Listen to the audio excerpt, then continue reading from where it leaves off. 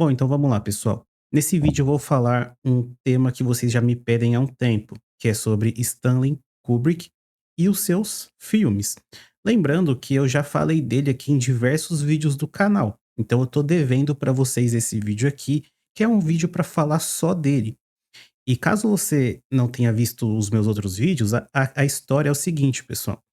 Hoje em dia eu assisto muito filme e série. Mas durante boa parte da minha vida, boa parte mesmo, eu fiquei muito tempo sem ver sequer um filme, eu fiquei anos sem ver sequer um filme. E esse cara foi a pessoa que me fez ter um gosto por assistir coisas. Eu não achava nada que eu assistia interessante, até começar a assistir os filmes desse cara. Então, sem dúvida, ele mudou a minha vida, porque antes dele eu só curtia mídias de games, e depois dele eu aprendi tanta coisa com filmes e séries que eu não poderia nem falar. Inclusive, muitos dos vídeos aqui do canal são, insights de sacadas que eu tirei dos filmes dele, beleza? Então vamos lá. Antes de começar, você tem que entender algumas coisas, caso você não conheça o Stanley Kubrick. A primeira delas é que ele é talvez o maior diretor de todos os tempos, tá? Não é tipo o Pelé, né, que quase todo mundo fala que é ele. Não, mas tipo assim, grande parte das pessoas acham que é. Ele tá no mínimo entre os 3 melhores ou maiores de todos os tempos. Outra coisa é que eu não consigo falar de todos os filmes e também não consigo falar sobre todas as coisas interessantes dentro dos filmes, porque cada filme vai ter mais ou menos 50 coisas interessantes para falar. Então eu separei aqui as coisas que mais me marcaram nos filmes que mais me marcaram, beleza? E outra coisa interessante também que eu não vou falar nesse vídeo, com exceção de uma frase, é que esse cara tem a vida cheia de mistérios, de teoria da conspiração e etc. Mas eu não vou falar disso aqui. Mas eu quero falar uma frase que ele disse uma vez, que a escola pública americana, que o ensino americano, na verdade, ele não estimulava as pessoas a aprender e nem a ter um senso crítico. E isso é uma coisa muito foda, é uma frase que, cara, marca demais. Porque mesmo, sei lá, 20, 40 anos atrás, o cara já tinha ideia de que, cara, o ensino estatal é uma porcaria, não serve pra nada. Só só fazem pessoas doutrinadas nessa merda. E ele já tinha essa ideia há muito tempo, muito tempo. Então isso aqui eu quis trazer pra vocês, que é basicamente o consenso comum de todas as pessoas que estão aqui nesse canal, beleza? Bom, agora vamos lá. Esse cara tem uma centena não, mas ele tem uma dezena de filmes muito, muito bons. Eu vou falar aqui dos que mais me marcaram, tá bom? Todos que eu mostrar aqui são os seus principais filmes, com exceção de Barry Lyndon, porque eu não assisti esse filme. De todos os grandes filmes dele, eu só não assisti esse, tá bom? Então, a gente vai começar aqui pela ordem dos filmes que ele foi lançando e que eu assisti, tá? Então, eu coloquei aqui na minha ordem, mas a minha ordem é mais ou menos a ordem com que ele lançou os filmes. Então, sendo esse primeiro filme, o Lolita, tá bom? Filme esse que você não encontra quase nada aqui no YouTube sobre esse filme, porque ele é um filme muito difícil de comentar, porque o tema do filme ele é muito polêmico, muito. E as pessoas que tentam falar sobre esse filme, elas falam meio que de uma maneira velada, ou até distorcendo os fatos do próprio filme, tá bom? E aqui eu não vou fazer isso com você. Eu vou passar aqui a mensagem que eu entendi sobre o filme sem papas na língua e sem tentar nenhum tipo de censura. Qual que é a ideia desse filme? Tem um professor universitário de mais ou menos 40 anos que está procurando uma casa. E ele chega em uma casa ali e tal, e tem uma mulher e tem a filha dela. E ele não tem interesse de morar naquela casa, mas ele acaba ficando, por quê? Porque a filha da mulher que é dona da casa é interessante aos olhos dele. Então é uma menina bem jovem, de 14 anos, e ele acaba criando um interesse nessa menina, certo? Por isso que esse filme não é tão comentado, porque ele é um tema muito, muito delicado. E no desenrolar do filme, o que que acontece? Pequenos spoilers, tá bom? A mulher que é dona da casa e a mãe da menina, ela é uma viúva, ela começa a gostar desse cara e ela vai e casa com ele, eles casam, né. Só que esse cara, ele casa com ela meio que forçado, porque ele não tá ali por ela, e sim pela garota. Então, aí você já entende que a complexidade desse filme é gigantesca, beleza? Bom, e o que que tem de interessante nesse filme? Esse filme não mostra, eh, esse filme na verdade ele mostra a visão do cara, mostra a visão de que esse cara, ele está sendo seduzido pelaquela garota. E isso é uma visão completamente diferente do normal e do senso comum. Porque normalmente a gente vai pensar: "Pô, esse cara, ele é um idiota, ele, sei lá, ele tá fazendo besteira e etc e etc". Só que o filme não mostra isso. Existem teorias de que, o filme é escrito pela visão do rapaz, então ele pensa isso. Se fosse a da garota, o filme seria de uma outra forma. É verdade, mas o Kubrick quis fazer o filme na visão do cara, certo? Tem um vídeo aqui no canal onde eu falo de neotenia, e pessoas jovens ou com aparência jovem, pessoas até que são velhas, mas têm aparência de jovem, tipo o Avril Lavigne da vida, elas são mais atraentes, elas atraem mais os olhares de outras pessoas. E é basicamente sobre isso que se trata esse filme.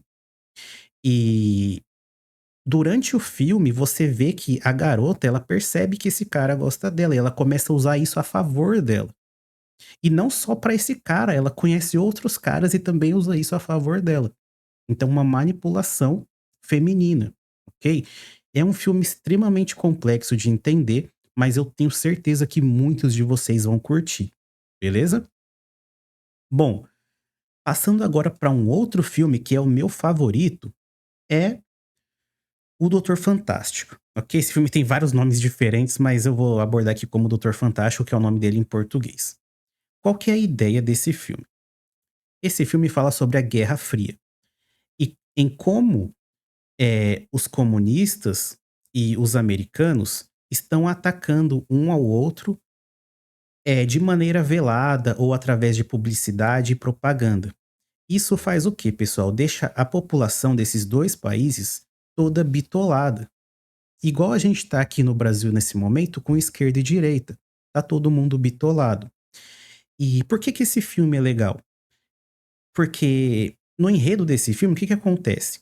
Um general, ele manda soltar um míssil nuclear, lá nos comunistas. E o presidente americano, sai fazendo um monte de ligações pra falar: "Cara, não faz isso, não solta, cancela tudo, não faz isso", e etcétera. Só que a burocracia americana é tão grande que eles têm muito problema pra tentar parar, o que o general mandou fazer. Então é um filme animal, ele é muito, muito bom. Infelizmente ele é preto e branco e isso é uma barreira para a maioria das pessoas, mas ele é muito bom. Essa é a principal sacada dele, de como, publicidade e propaganda afeta a cabeça das pessoas, de como a burocracia americana atrapalha pra caramba, e aqui a gente já sabe, né, a gente odeia toda a burocracia possível, porque odiamos o Estado. E também, nesse filme ainda tem uma questão de que o cara que ajudou a desenvolver a bomba era um cara da Alemanha NAZ, você me entende, da Alemanha NAZ. E durante todo o filme ele fica fazendo comentários como se ele gostasse muito de que aquela bomba caísse, tipo, ele fica incitando aquilo a todo momento, e às vezes ele dá gargalhada, ele não consegue parar de dar risada ao saber que a guerra vai começar e ele fica muito feliz por aquilo. E, cara, é um filme genial. Inclusive o ator que faz esse personagem, ele faz esse e mais outros 3 personagens. Então um ator só faz 4 personagens dentro do mesmo filme, beleza? Isso é bem interessante. E mostra também como ele é versátil, né, tipo, o cara ele manda bem em todos os papéis, isso é animal. Bom, passando agora para um filme que eu já não curti tanto, mas que tem o seu valor, é 2001, Uma Odisseia no Espaço. Sendo esse filme o tema de ficção científica. Você pode reparar que todos os filmes têm temas diferentes, né? Por exemplo, Lolita tem um tema de romance, adolescente, etcétera. O Doutor Fantástico é sobre a guerra, mas é meio que numa parada de política e tal. E Odisseia no Espaço é ficção científica. A coisa mais legal que eu encontrei nesse filme é que existe o HAL 9000. Uma tripulação não é, 2 caras, eles são mandados numa missão para Júpiter. Só que eles não sabem direito que missão é essa, porque as informações são escondidas deles. E HAL 9000 é uma inteligência artificial que controla essa nave. Então, basicamente, toda a galera ali do filme, eles consideram que tem 3 pessoas indo nessa viagem, nessa missão. Porque eles consideram que HAL 9000 é um tripulante também.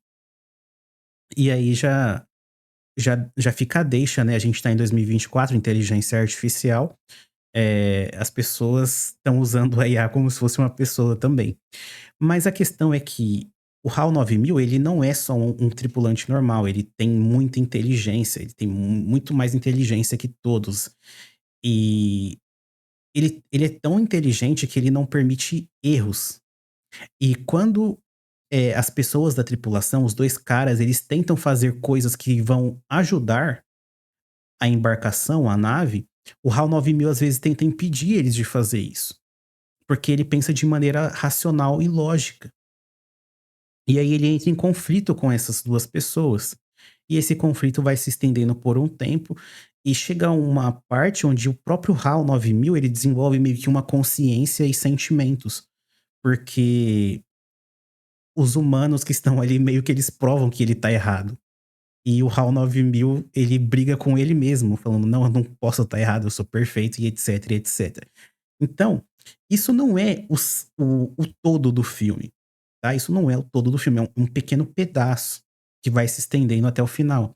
Só que na minha visão, essa é a parte que você deveria mais prestar atenção, porque é muito, muito interessante, beleza?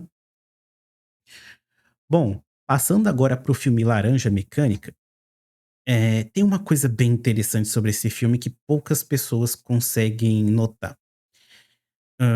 Cara, muita gente vai me entender mal aqui depois disso, mas é sobre a violência, tá bom? É sobre a violência. E o que que tem de interessante sobre a violência? Por que que eu acho que o Kubrick escolheu esse tema de filme?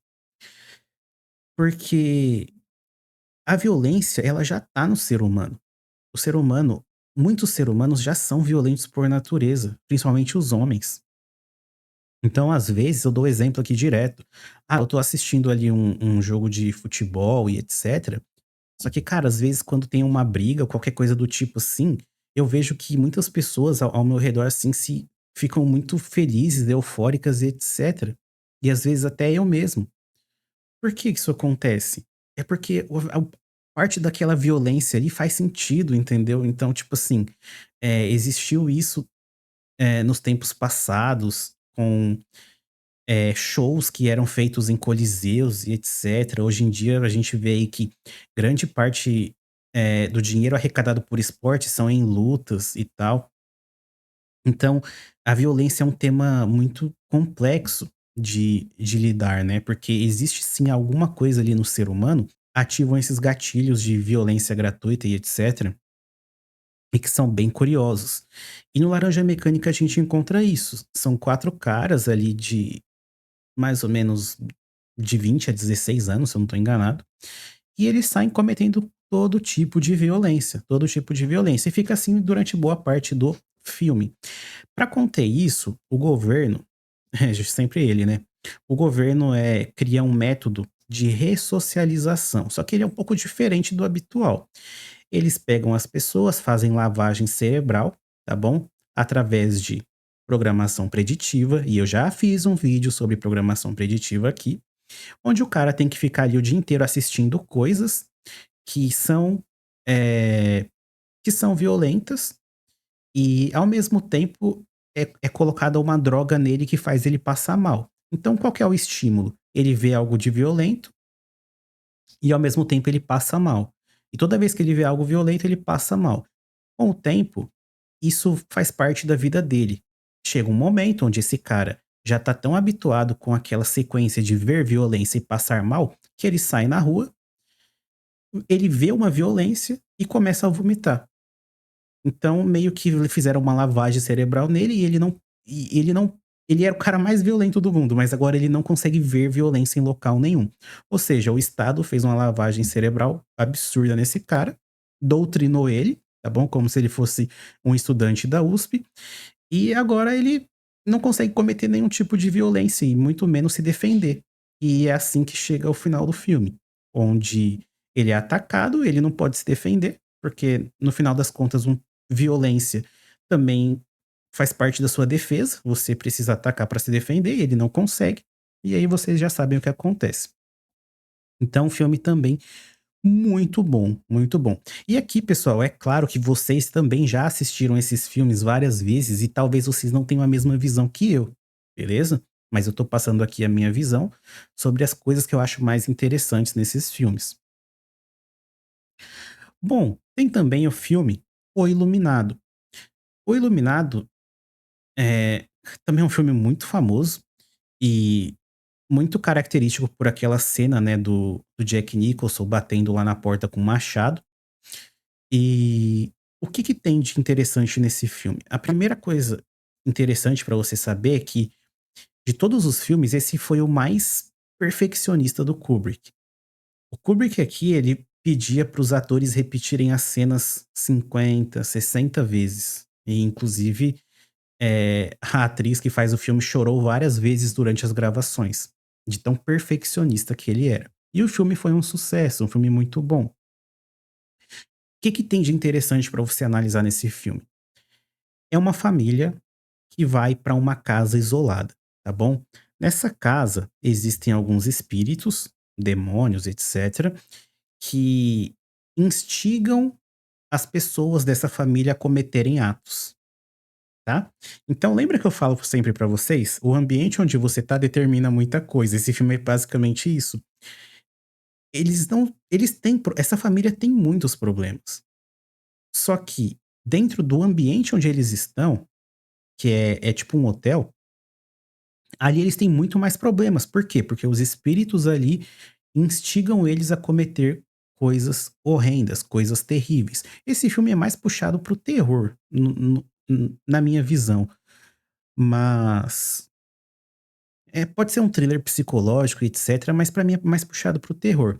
Mas a coisa mais interessante do filme é essa, você entender que o ambiente onde você tá influencia nas suas tomadas de decisões, tá bom?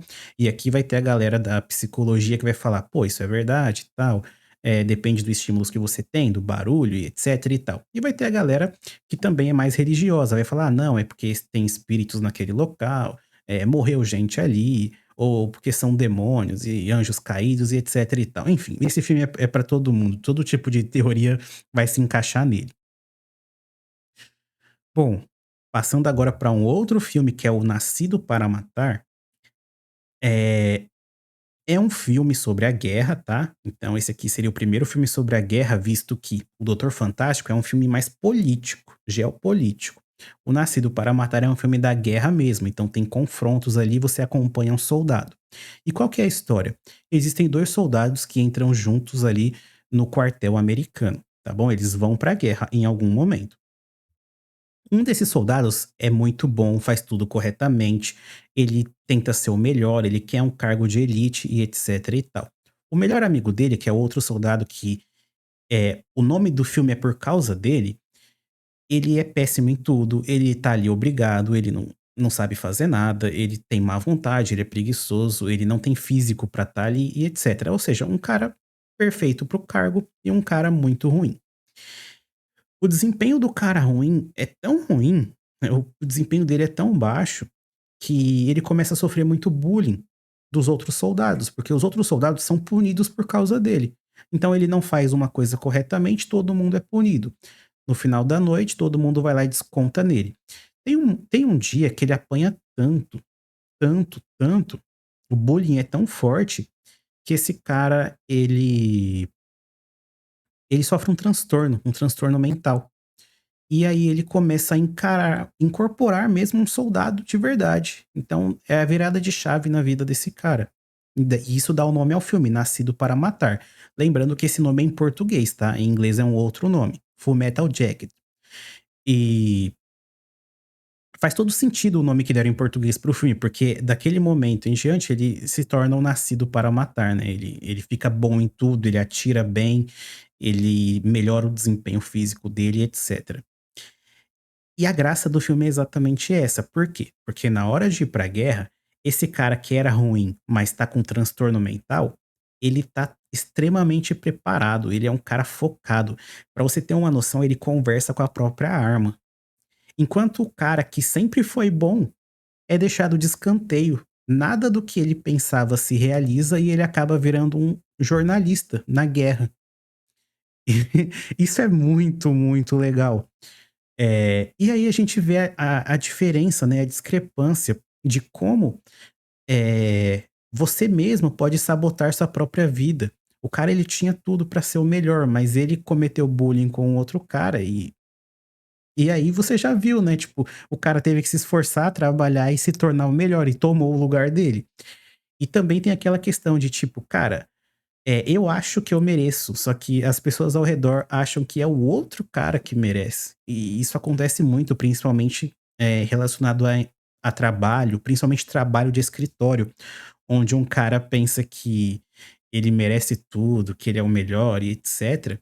Só que, na verdade, o cargo vai para um outro que não faz nem a metade do trabalho dele, e essa indignação é o que revolta. Enfim, é um filme também muito bom. Para fechar, nós temos aqui o filme, que não é o meu favorito, mas ele é o meu segundo favorito, e que é o filme mais controverso de todos, que é o De Olhos Bem Fechados. Já começa que esse filme ele é estrelado por Nicole Kidman e Tom Cruise, tá? E só de ter esses dois aqui você já fica meio encafifado. Outra coisa interessante é que o Kubrick morreu apenas 5 dias depois de mostrar o corte final do filme pro estúdio. Ou seja, ele mostrou o filme e depois ele morreu. Como o Kubrick morreu? Ataque cardíaco. Estranho, não? Pois é, depois que eu te contar a história do filme, você vai achar mais estranho ainda. O que que acontece nesse filme, pessoal? É um casal, e eles não estão muito bem, tá? Eles não estão muito bem, apesar do cara ser o cara é bem-sucedido, ele é um médico. A mulher também é muito bonita, bem-sucedida, só que eles não estão se dando bem. Eles vão pra uma festa e lá tem um cara que é muito rico, tipo assim, o marido dela é bem-sucedido, esse cara é muito melhor, muito maior, ele é muito mais rico, ele é o dono da festa. E ele se interessa por essa mulher, a protagonista. E a protagonista também se interessa por esse cara. No começo não, mas como ele vai insistindo, ela começa, a gostar dele também. E aí a gente encontra o primeiro ponto crítico aqui do filme do Kubrick, que é uma mulher que é casada e tem interesse sexual por um homem mais velho. Só isso aqui já daria pra fazer um filme só disso, mas o filme não para por aqui. Por quê? Porque o marido dessa mulher, o médico e tal, Tom Cruise, ele também começa a ter um interesse, não por outras mulheres, mas ele começa a ter um interesse por coisas meio exóticas. E aqui eu falo meio exóticas porque existe uma sociedade secreta dentro desse filme que promove festas de baile de máscara, tá bom? Se você assistiu Round Six, é exatamente aquilo. São pessoas da elite que promovem festas, todos estão mascarados e eles recrutam mais pessoas de elite para participar dessas festas. Nessas festas acontece de tudo, eles tiram a roupa e você já sabe o final, entendeu? Ele perde interesse na mulher dele, que tá gostando de outro cara, mas ele não sabe, mas ele perde interesse nela e começa a se interessar por esse tipo de coisa. E o filme rola através disso. Só que existem tantas mensagens sutis nesse filme que é até absurdo falar. Como, por exemplo, essa sociedade secreta é uma elite que literalmente é aquela elite de filmes de conspiração, de teorias da conspiração, que fazem as coisas erradas. que sequestram pessoas, sequestram garotas, jovens e etcétera. E ele tá se aproximando de tudo isso. Hã, e a mulher dele vive naquele eterno conflito. Nisso, várias vezes no filme, os 2 dormem juntos, cada um tá pensando em uma coisa diferente, e eles brigam pra caramba, só que na manhã seguinte, ela volta a fazer as coisas pensando naquele outro cara, e ele vai e se afunda cada vez mais nessa sociedade secreta. Então você vê aí que esse é um filme muito estranho, porque tecnicamente as coisas que acontecem no filme são desconexas. É como se fosse um filme para a mulher e um filme para o homem. São coisas paralelas e que eles só se encontram ali durante a noite. E pelas coisas que eles estão vivendo, cada um com sua vida paralela, influencia no relacionamento deles. Então, uma coisa bem interessante. Uma coisa também que tem nesse filme, que na hora eu lembrei lá do primeiro filme que foi o Lolita, é que tem uma cena nesse filme que ela é completamente desconexa.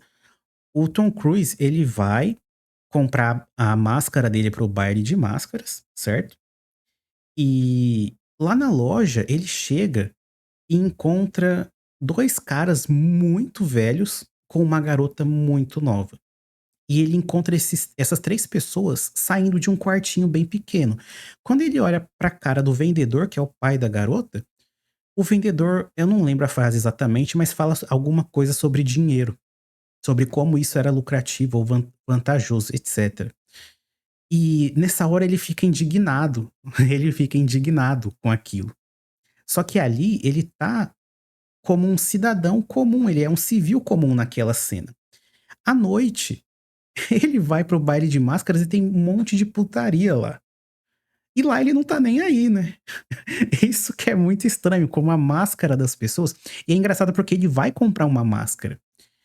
Ou seja, na vida real, na vida comum, ele vê aquilo como algo absurdo, mas quando ele está com a máscara lá no baile de máscaras da elite, lá pra ele é normal. E, cara, é aquela frase, né, de tirar a máscara, de quando cai a máscara de uma pessoa, é muito, muito marcante, isso é muito interessante. Mas novamente, é difícil abordar todos os temas desses filmes, porque são muitas coisas que parecem desconexas, mas quando você assiste 2, 3 vezes, elas vão se interligando, certo? Muita gente diz que esse filme em específico foi o filme onde o Kubrick tentou contar as coisas da vida dele, coisas que ele sabia e eram antissistema, tá bom? Muita gente diz isso, que e foi por causa disso que ele foi de Vasco. Eu, Lucas, não sei. O que eu posso te garantir é que todos esses filmes são muito bons. Todos esses, cara, é uma black pill em cada filme. Uma black pill em cada filme. Todos são muito interessantes, ok? Mas é aquilo. Essa é a minha interpretação. Se você vê um review de um outro cara que é da Beautiful People, esses jornalistinhas aí que ficam fazendo reviews de filme, etc. Cara, eles vão ver. Assiste o deles lá, é totalmente diferente do meu, não tem nada a ver. Os caras, eles vivem num mundo paralelo. Ou eu vivo numa bolha gigantesca, não sei. Enfim.